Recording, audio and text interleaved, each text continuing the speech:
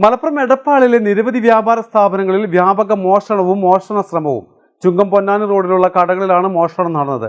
3 കടകളുടെയും പൂട്ട് പൊളിച്ചാണ് മോഷണം ഉണ്ടായിരിക്കുന്നത്. ഇന്ത്യൻ ബാങ്ക്സിൽ നിന്നും 10,000 രൂപ നഷ്ടപ്പെട്ടതായി ഉടമ പരാതിയിൽ പറയുന്നു. സംഭവത്തിൽ ചങ്ങരംകുളം പോലീസ് അന്വേഷണം ആരംഭിച്ചു.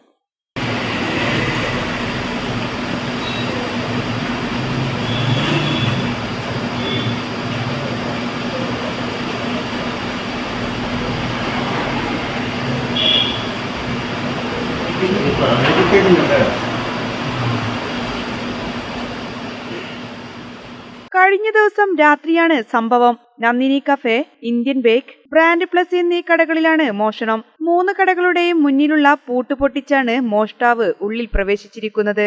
ഇന്ത്യൻ ബേക്സിൽ നിന്നും 10,000 രൂപ മോഷണം പോയതായി പരാതിയിൽ പറയുന്നു. മറ്റു കടകളിൽ നാശനഷ്ടമൊന്നും സംഭവിച്ചിട്ടില്ല. കടകളിലെ നിരീക്ഷണ ക്യാമറ ഫൂട്ടേജ് പരിശോധിച്ചതിൽ മുഖംമൂടി ധരിച്ച് ഒരാൾ പ്രവേശിക്കുന്നതായി കാണുന്നുണ്ട്.